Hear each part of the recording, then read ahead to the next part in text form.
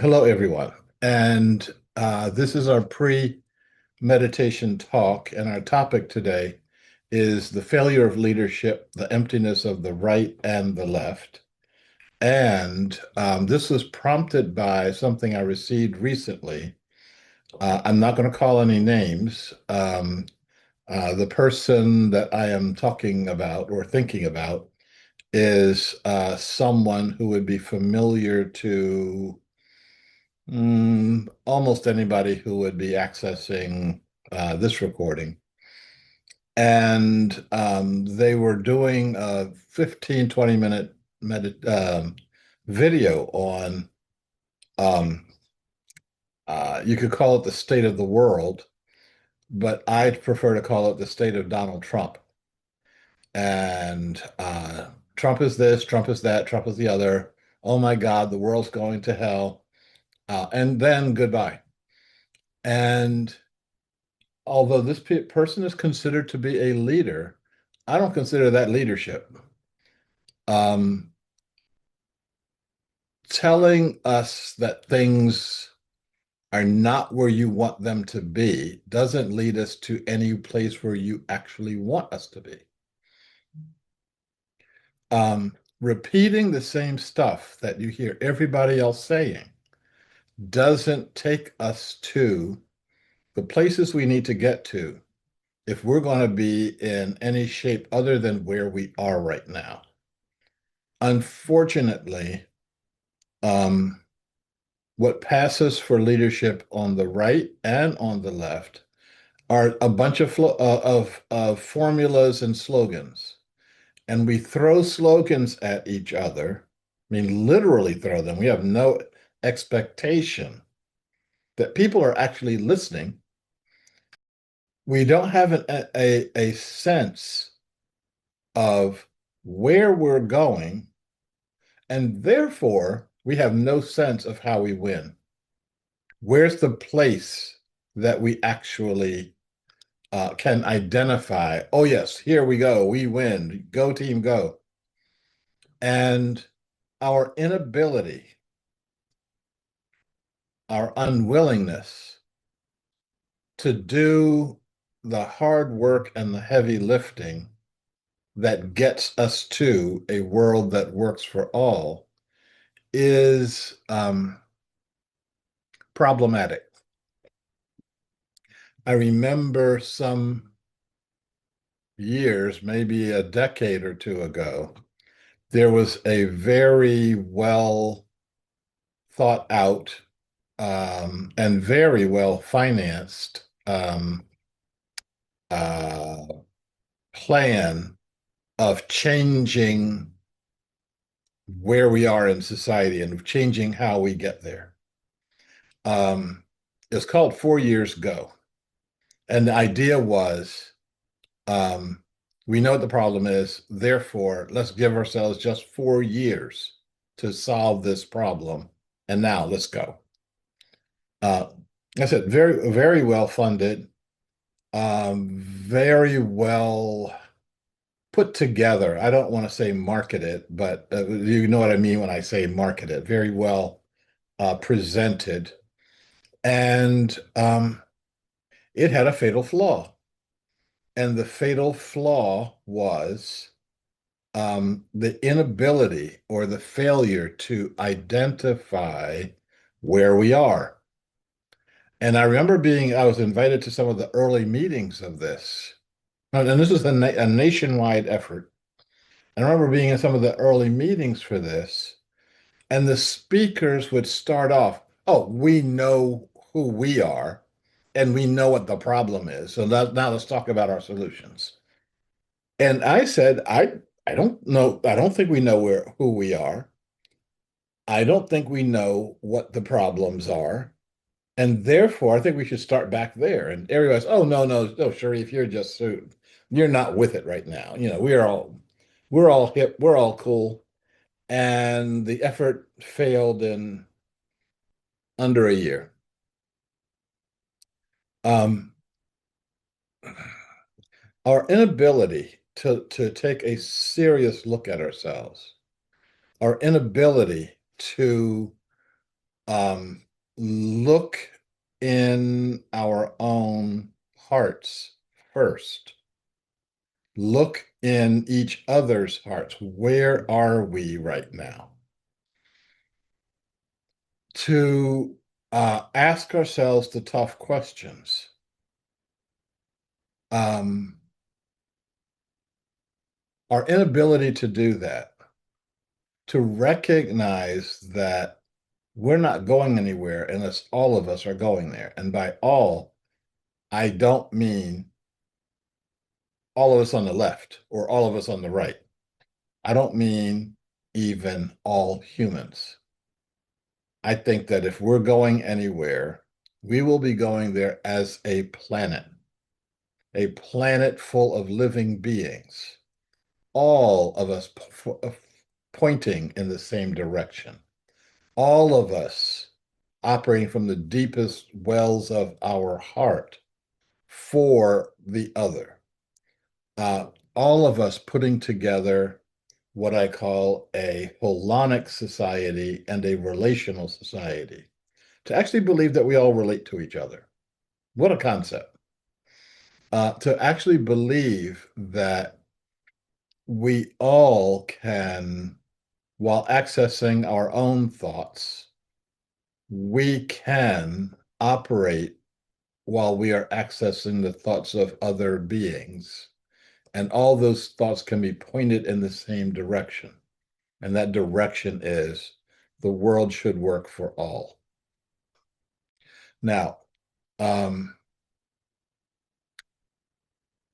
I've been saying this, making this saying, creating a world that works for all, um, since I put it on the cover of one of my books about 30 some years ago.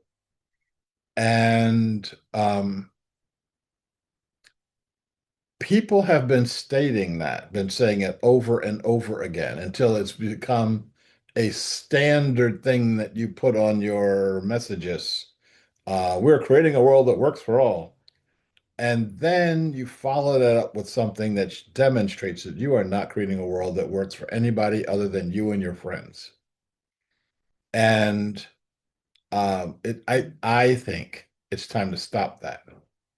The message that I got from the person that I have not identified, and I've been very sorely tempted to just call them up and say, can you just stop doing that?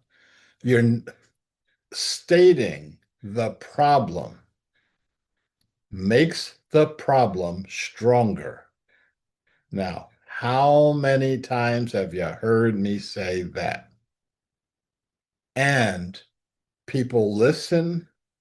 Oh, I know this person has listened to this because some years ago we were on the same stage at the same time. I'm saying what I'm saying to you right now, and they were looking, and when I finished talking, they applauded.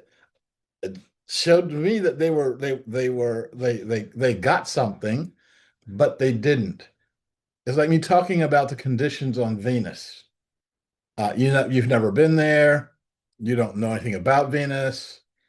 You probably don't care anything about Venus. So, Sharif is doing the Venus weather report, and now we're going to talk about the real stuff going on.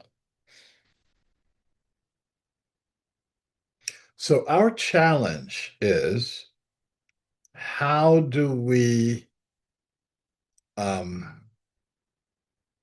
how do we actually practice our our vision? How do we actually listen to our vision?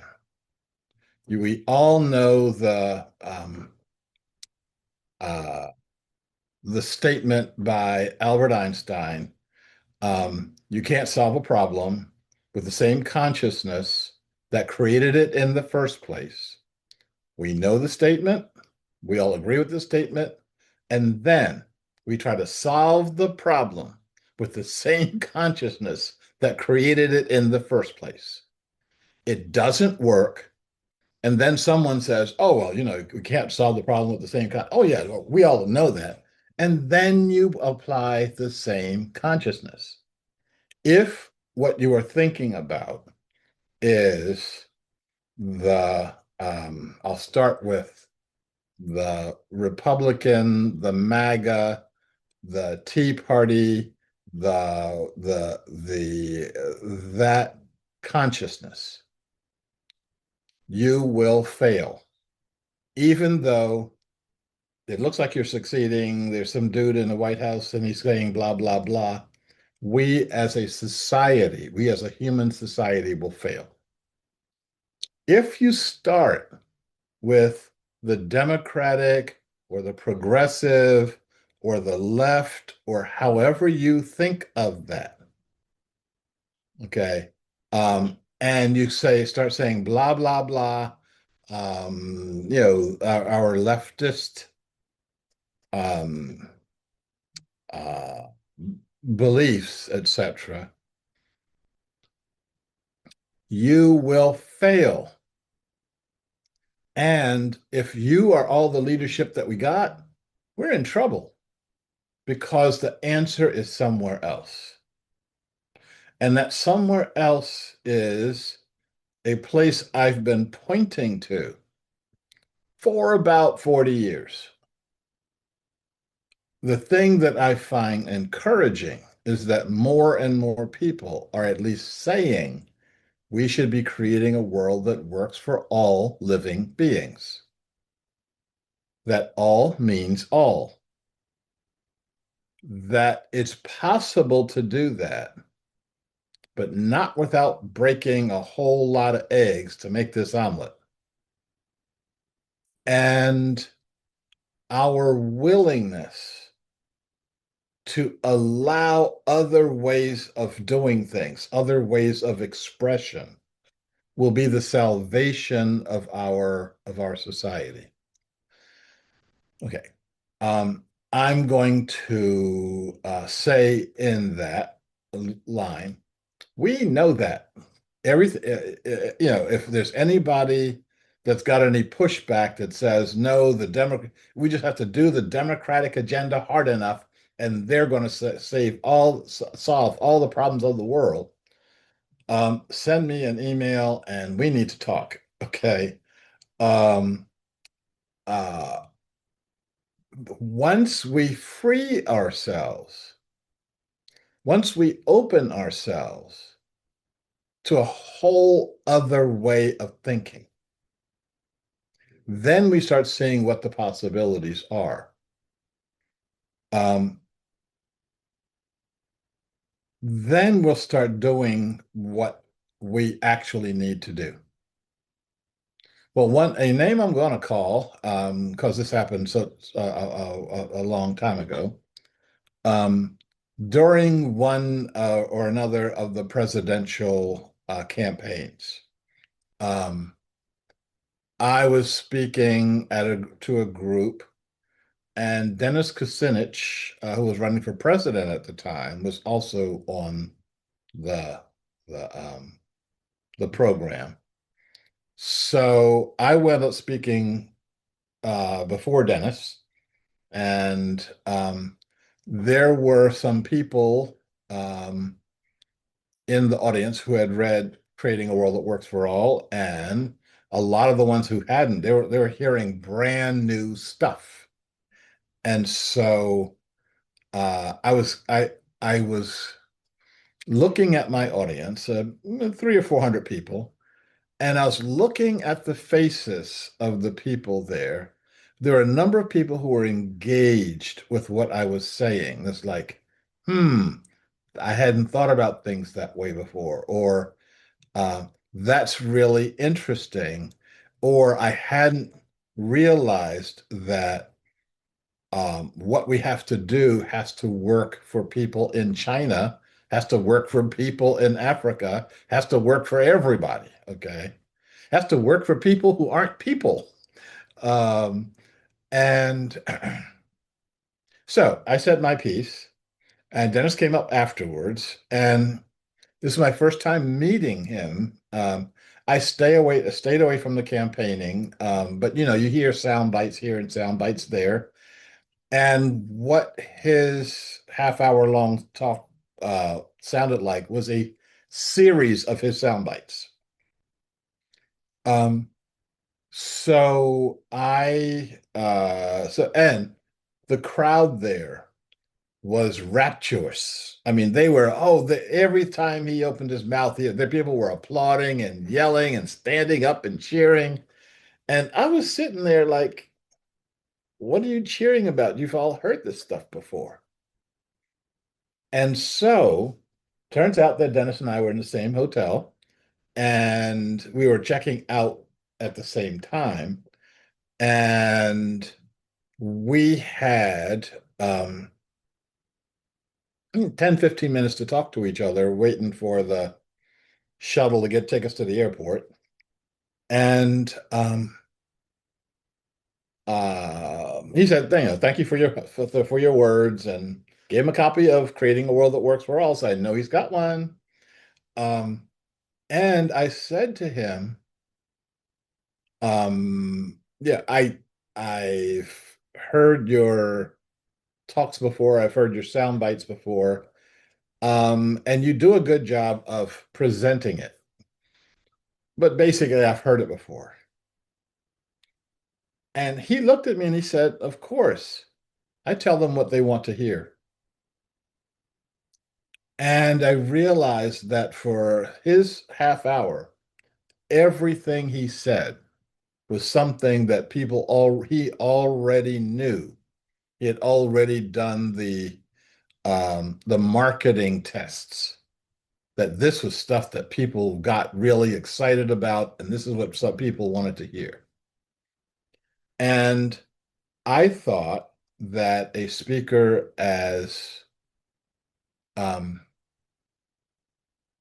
much on the world stage, as much as clear as he can be, owed his audience more, owed his audience better than what they already want to hear. And that sorry state is what goes for leadership in our society. I want to say something that's actually going to get me elected, as opposed to saying something that's going to take our world into a completely different place. Take our world to actually not even solve the problems, but to address the vision of a world that works for all living beings. To not just throw something out there, to not just talk to a constituent group that we believe can get you um, elected, that or thinking really broadly, talking to Americans as though America is the only country in the world, and the things that are important for us, or the things that make the headlines for us, are things that are common for the rest of the world. I believe that the notion of a world for all is not foreign. I believe that when we say it, it's pulling something in our own hearts. And when we put people in the same room and challenge us to do this greater thing, I believe that we are going to be strengthened from that. One of the reasons, and many of you know this, when Martin Luther King started the civil rights movement within his church and within the Black Baptist churches in the South, there were a number of churches that went along with him, that thought this was a really good idea, that it was time for us to become active, etc. And the majority of the churches, though, did not come along with him. They were not uh, they did not want to take an activist approach. They were, um, yeah, don't rock the boat. Even though your boat's not even in the water, don't rock the boat. Okay. Um, we will we'll try to secure better things for Black people um, in the future. But yeah, we don't want you to do anything here. And there's an organization, I think it was called the Negro Baptist Association or something like that, that had all the Black churches in it. And he went to them to say, he's looking for this endorsement to move forward. And they said flat out no. And he took the dozen or so churches that were willing to do something and created what he called the Southern Christian Leadership Conference. And they're the ones that got the Nobel Prize because they acted and acted outside of the status quo. Our on the one hand, fear, and our on the other hand, greed points us in the direction of the status quo. Status quo means we're going over the falls without any boats or anything like that. We are headed for destruction, and all the people who talk about how bad things are know exactly where we're headed, and yet they're not doing anything about it. We are. That doesn't make us popular. It doesn't make us popular, and then we win. Um, today's quote for the season for nonviolence was by Nelson Mandela, and it's really really simple. One sentence. It always seems impossible until it's done, and then no, he doesn't say this part. When it's done, everybody says, "Oh, that was inevitable. It was time for the Berlin Wall to come down. Everybody knew it was coming down, except for the people who said the exact opposite 24 hours before it came down." Um, our challenge is not to be on the race for the next month, not to be in the race for the next year, not to be in the race for the 4-year cycle, but to be in the race until we win. And winning is very simple. Look around the world. If the world is not working for all or pointed in the direction of it working for all, we haven't won yet.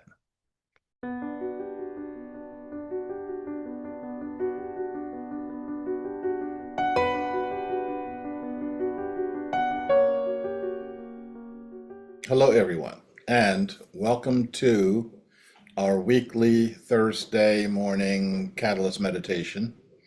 Um, Welcome to those who've joined us today. Welcome to any who are following on the outline. Welcome to those who've been with us in the past on the Catalyst meditation and can't join us today. Um, we're going to go ahead and get started with our breathing app. And I think all of us know that with our centering on our breath, we're centering on ourselves, but we're also centering on all beings. And so I'm going to invite us now to breathe in,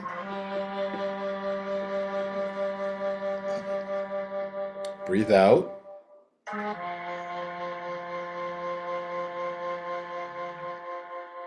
breathe in,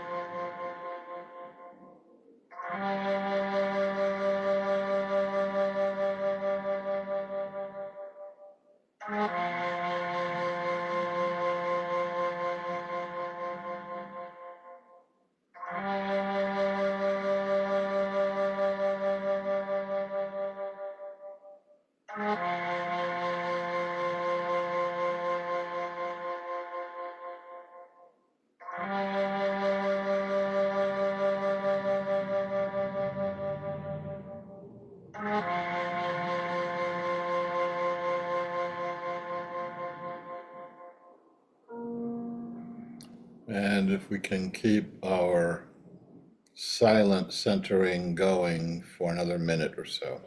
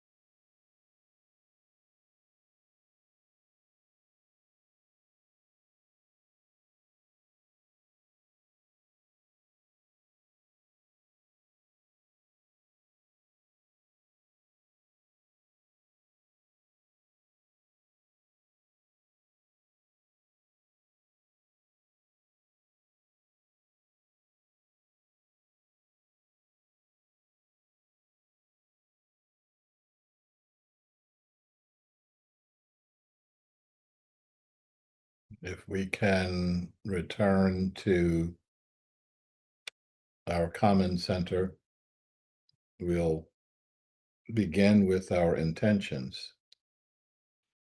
As the imaginal cells within the chrysalis come together to form the butterfly out of the disintegrated caterpillar cells, we come together to form a gateway for the meta-consciousness of the mind of Gaia.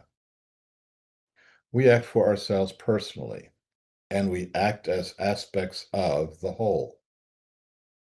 The universe is one, is alive, and is conscious. Holonic consciousness is a fundamental aspect of the universe. Every atom in the universe holds consciousness. It is always with us.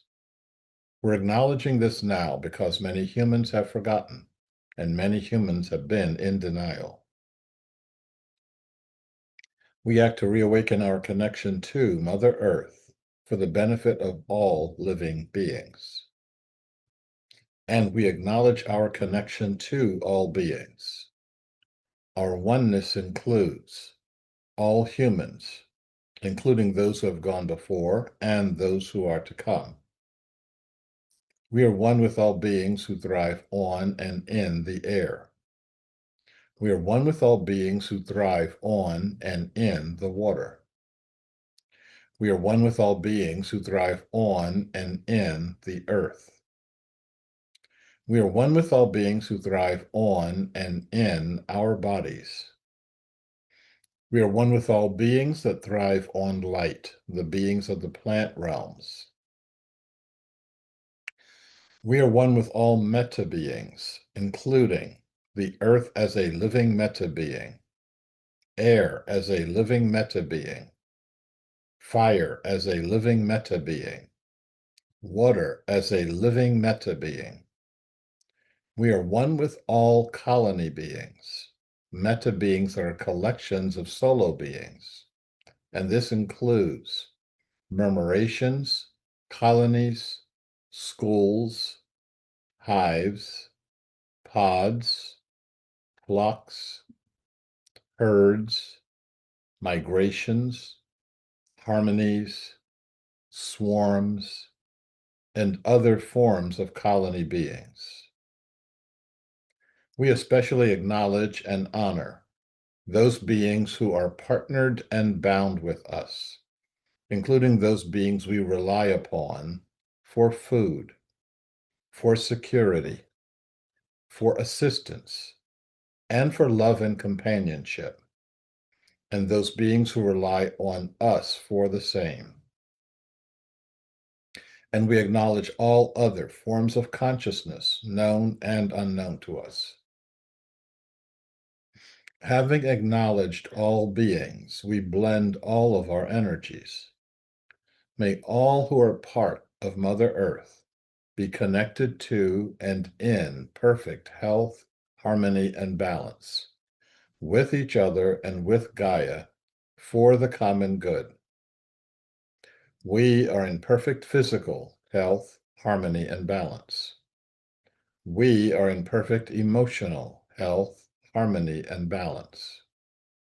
We are in perfect relational health, harmony, and balance. We are in perfect mental health, harmony, and balance. We are in perfect spiritual health, harmony, and balance. We are in perfect holonic health, harmony, and balance. We are in perfect spatial and temporal health, harmony, and balance. We are in the perfect place, at the perfect time, in the perfect conditions, and with the perfect beings. We set and we energize our declarations. We declare that the universe is one, is alive, and is conscious. We declare that holonic consciousness is a fundamental aspect of the universe. We declare that the earth and all earth beings are one. Together we form a meta-consciousness. We declare that all humans are one. One family, one species, one destiny. Separations are illusory. We awaken human consciousness from all illusions of separation. We declare that humans are colony beings. We deepen and expand our human murmurations, our human harmonies. We declare that Mother Earth is the ultimate governing principle, the way that humans govern their behavior on this planet, replacing all other forms of human governance. This is the way our behavior aligns with the will of the earth. We declare that Mother Earth is providing all necessary resources to achieve the vision of a world that works for all living beings. We declare that we are creating a political and economic system where all beings participate in it. All beings are in relationship with it. All beings own it. All beings benefit from it. And all beings govern it for the common good. So we're now going to meditate within this holonic energy, within the energy of Mother Earth. We'll be listening for messages that we may receive that we can bring back to others. We'll be making any personal requests that we may have. And we'll be deepening and expanding our human experience of our human murmurations, our human harmonies. We'll do this for the next 8 to 10 minutes, and we'll be starting now.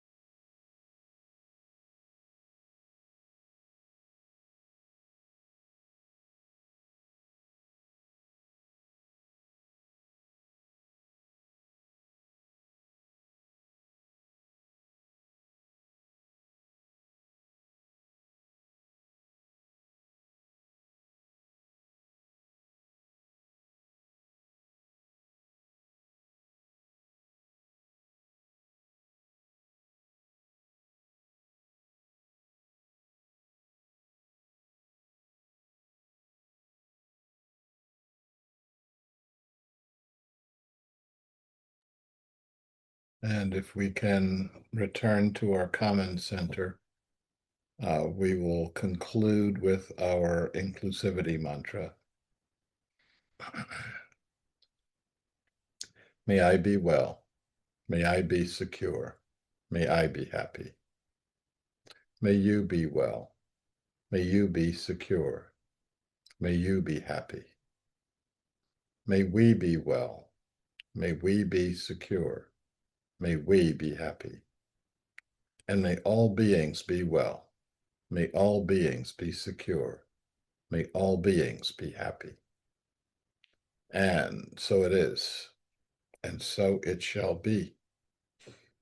And thank you for attending, and thank you for participating.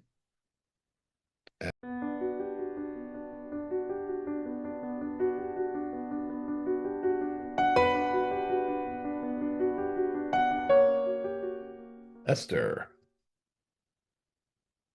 Well, I just want to say I appreciated a lot of what you talked about, but in all honesty, I think you were doing kind of the same thing that you were criticizing other people for doing. I I would never. mean, like Dennis Kenazet, I mean, he was playing the political game because if you don't need people where they are, if you don't give them what they want to hear, you're probably likely not to get very many votes. So, he or any other politician is walking a tightrope between presenting new things that people can think about and retaining the stuff that people do want to think about and do want to embrace and already are, perhaps. So, I know it's really hard not to criticize other people because that's part of the process of trying to sift through the stuff and come up with what you believe. And I'm not talking about you specifically. I think that's true for everyone. So it's it's I mean, think about Jesus. He pretty much just took little bits and pieces out of the old, what we call the Old Testament, and presented it to the people because that's what they were familiar with. When he started pushing it, and he did this on purpose, he started pushing these new ideas because he wanted to attract attention and get it done and over with, I suppose. So that's when he started like going to the temple on the Sabbath and healing people and challenging the elders and chasing out the cattle and, allowing his followers to upturn tables to clear out the commerce. And he knew darn well when he did that it was very likely that he'd be put on the cross or burned at the stake or whatever the Inquisition was doing at that time. And I think Inquisition, although it's a Spanish term for 15th century dogmatists, it was also very much present in the Pharisees at that time. People people who are comfortable with where they're at really squawk when somebody presents them a new idea. And you have to be willing to put your life on the line, either figuratively or literally, in order to present those new ideas.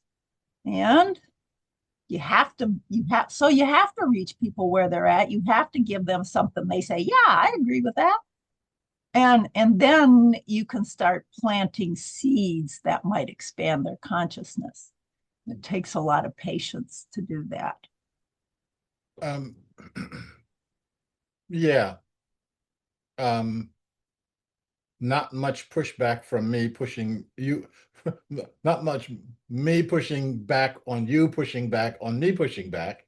But um, Dennis Kucinich said some, so he's doing this half-hour thing, and it's like boom, boom, boom, boom, sound bite, sound bite.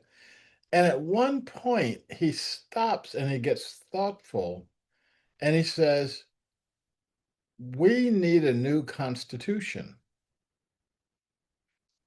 And everybody who came to hear him went, huh? And all the people who came to hear me said, wow, he said something new.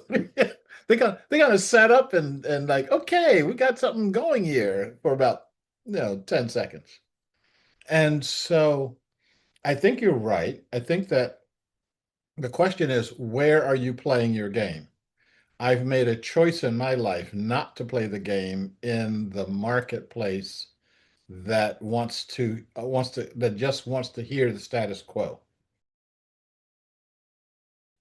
I want to honor the efforts that people make, especially when they have self-limited their focus.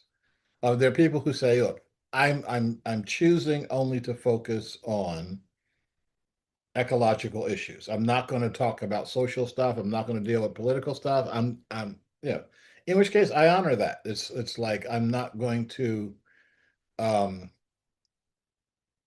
uh say, oh, you've got to be involved in the same issues that I'm involved in, on the one hand. On the other hand, if you are going to involve yourself with a subset, that subset still should be operating to lead us to a world that works for all. Um, Came across and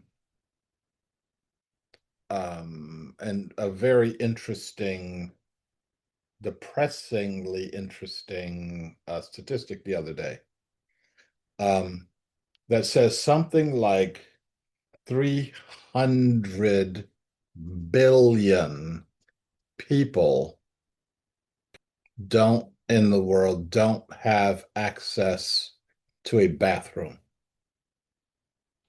They go outside every single day, and a lot of times that outside ain't there. It's like you are actually, I don't want to talk about it anymore. I don't want to think about it anymore.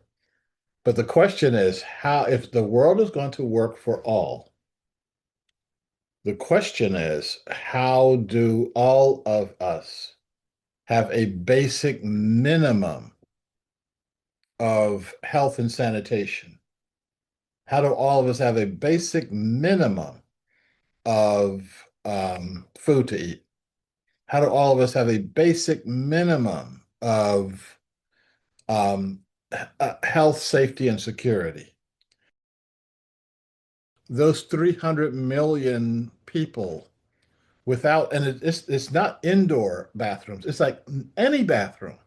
They go out into the fields and defecate, um, unless they're in the city, in which case they just defecate.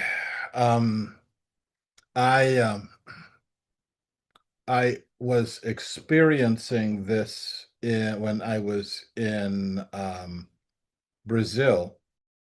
I was working with an organization that was in the hill country surrounding Rio. A lot of the small towns grow up around railroad tracks or grow up around just throwaway land. And because of that, there is no sanitation, no sewage, etc. So if every day, at least once a day, most people have to do number two.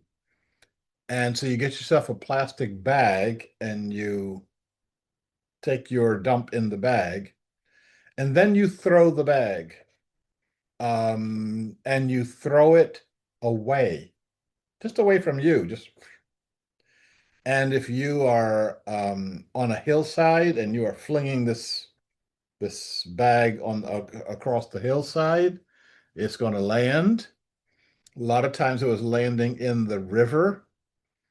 People would call them flying toilets, and you just don't want to get hit by a flying toilet. And um, we, as Westerners, especially as Americans, don't have a relationship with that. And when you're over there, um, they you deal with uh,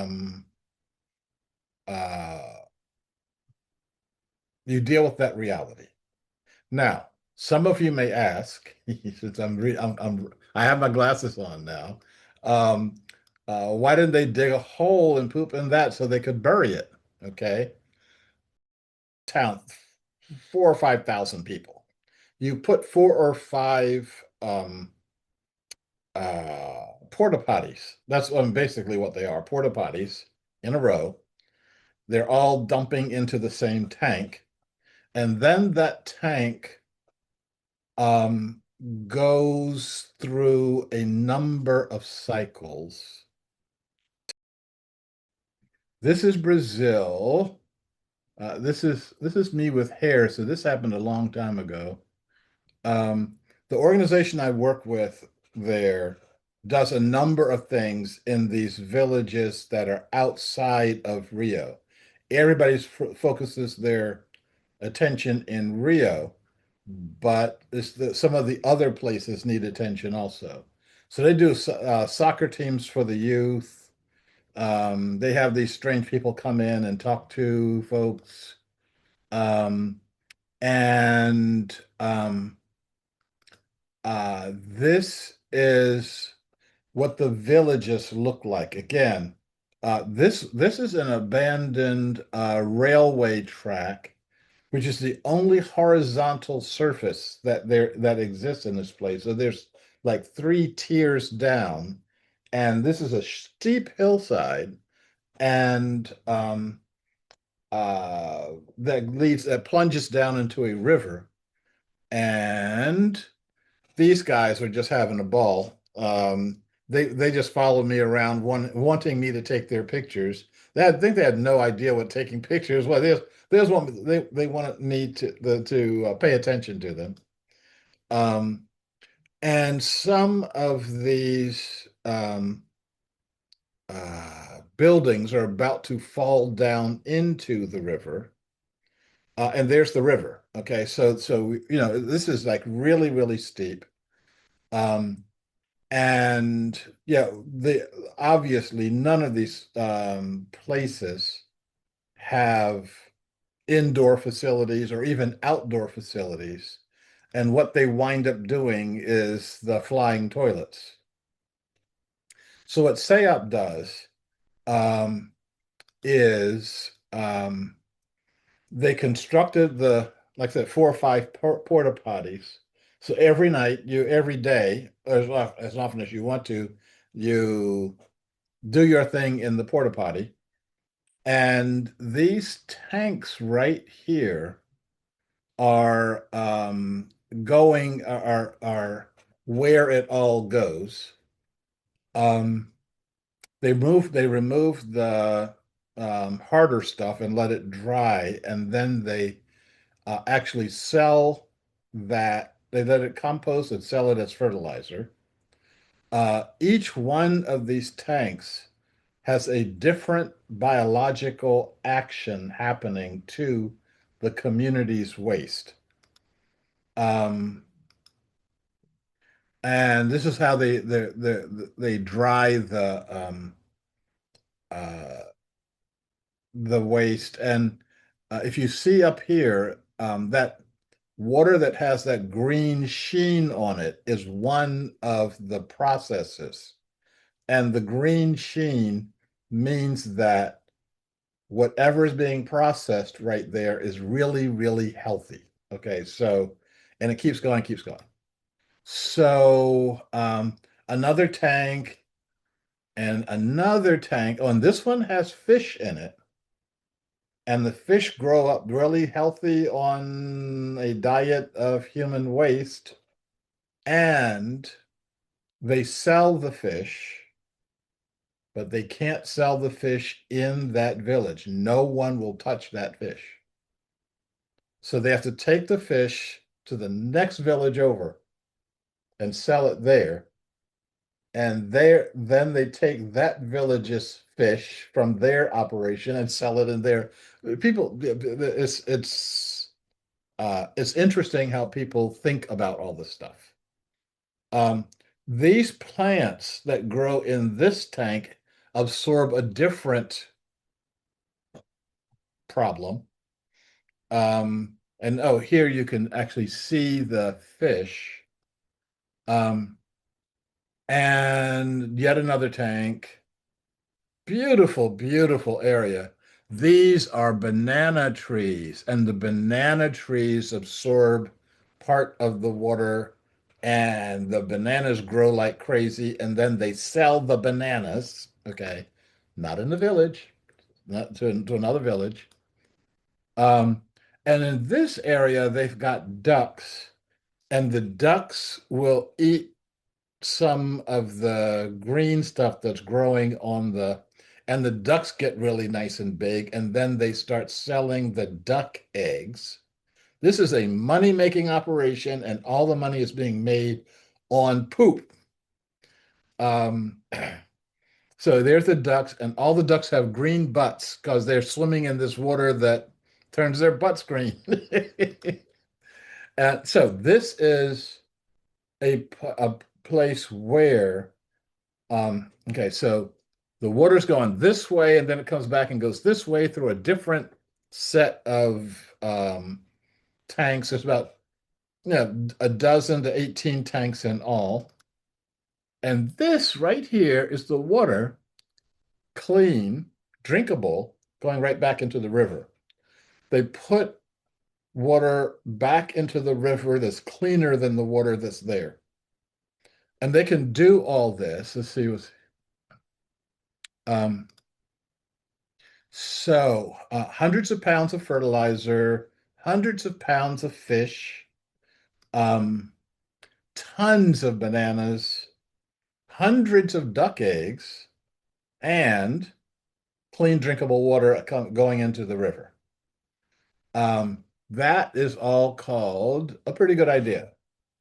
And it's why I liked working with this organization, both in Sri Lanka and in uh, Argentina and Brazil because they were definitely thinking outside the box. It wasn't just let's put um, um, porta potties in the village and hook up to the existing sewer system. They knew the existing sewer system wasn't any good, and just putting the porta potties in doesn't give any jobs to anybody.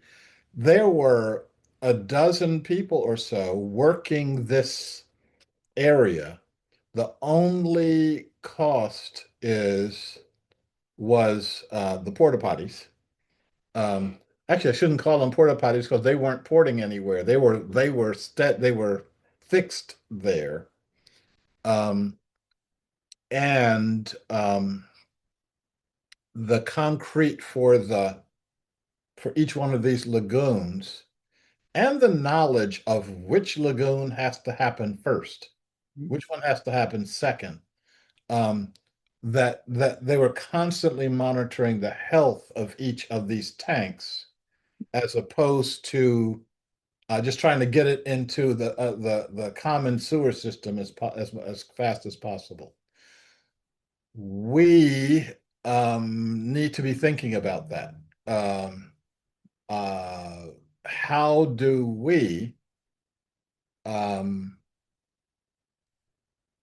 if and when the city's structures go down, how do we deal with sanitation? We don't understand how our systems work. We rely on somebody else knowing how to do all that stuff, and we stand over here. And if they do it wrong, we'll criticize them. So, yeah, we are going to have to get up close and personal with our with ourselves.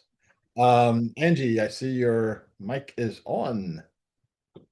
Yeah, it's interesting to get a sense of that kind of a process that works in that kind of an environment, and actually sounds like it works pretty well for pretty much everybody, you know.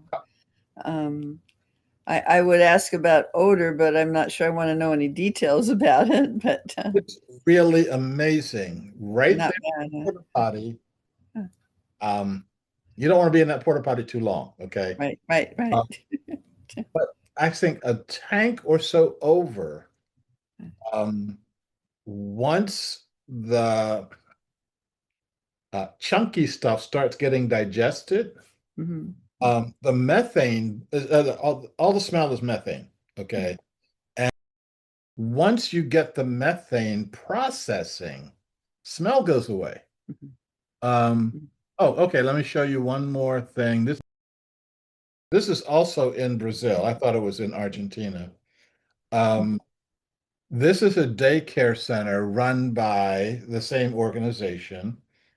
Little kids are just so cute. And they poop actually a lot. And why is this not okay? There we go. And so they right in their playground, they built these digesters which take the poop and concentrate it, and these lids keep the methane under the lid. And after they finish eating their food, they all go to the bathroom. And if you can see right there, that's their stove, and that's the flame coming out. That flame comes out of those kids. And so um, turning what would be a problem into an opportunity. Um, and I said, if the flame isn't high enough to cook their lunch, they'd go and like squeeze the kids. We need a little bit more methane out of you kids. Anyway, I've been very honored to see and very honored to participate in. And what I really like doing is taking this knowledge from one area and just dropping it in another. Have y'all thought about doing such and such? They're doing such this in Argentina. They're doing this in Sri Lanka. They're doing this in such and such, and cross fertilize. Um, the and working with people who are not waiting for the government to solve their problems. If they did, they'd be in real trouble. Um, I'm thinking about that in terms of my time in Venezuela. Um, there were some very interesting economic projects going on in Venezuela, and I don't know where they are right now. I don't know. They've tried to stay away from the government. The government doesn't solve problems. The government solves their own problems. I stay away from them, and the folks I'm working with stay away from them. Um, in Venezuela, they had this economic system that involved, um, I'd say 50 to 75,000 people in this one area. And it was not capitalism. It was not communism. It was not socialism. It was Venezuelaism. It was something else, where the people in the area agreed to buy from a certain number of providers, of producers, even if they could get cheaper prices on the open market. And the producers agreed to sell to consumers, even if the producers could get a higher from the open market for their bananas or rice or whatever. that they agree to be in a relationship with each other. And this is where I started the notion of relationalism, where the relationship was more important than uh, than whether or not you're going to make a few pennies more on your bananas or you're going to buy your oranges for a few pennies less. Um, and so it was interesting. Um, Rural China had an interesting system too, although it didn't work quite as well. There's lots of farm. Once you get out of the cities, there's lots of farms. So what I saw in a couple of villages was they had like a common, bathroom area, like a campground. Only it was like a two-story kind of thing, and you'd go upstairs and do your business, and they would spread hay on the bottom level, so everything fell down onto the hay, and then it was somebody's job to kind of mix the hay in and put it in wagons, and they took it out and distributed it in the fields. They would let it dry some, so apparently it composted some at least. Um, but the downside of that, I mean, the upside was that it worked pretty well. The downside, and they had a ready source of fertilizer. The downside is that the water was all contaminated. So you had to cook everything, you had to boil everything. They would wash with the water, which is fine till you get a cut. Um, so there was a certain level of contamination with that. Of course, it couldn't be avoided, but they avoided it by eating only the fruit that you could peel, and cooking everything. And in the summer, then they would let it cool down. Like they would boil the water, and then why they drank tea a lot. But they would let it cool in the summer when it was hot, and they'd let the food cool. yeah. So, but hey, when it worked, it worked over with millions of people. At least that was how they dealt with it out of the cities. Yeah. No, so SEOP, the organization, Mhm. had the facility I showed you was rural, but they had some urbanish. They had to make the tanks smaller. Mhm. Um, they had to be more active in moving the water along. Okay, like they had to be well. I don't want to. I don't want to ruin. If you haven't had your breakfast yet, I want you to have your breakfast. But they had to actively move the water along. I think they made less money from the city operations, but they still were making money.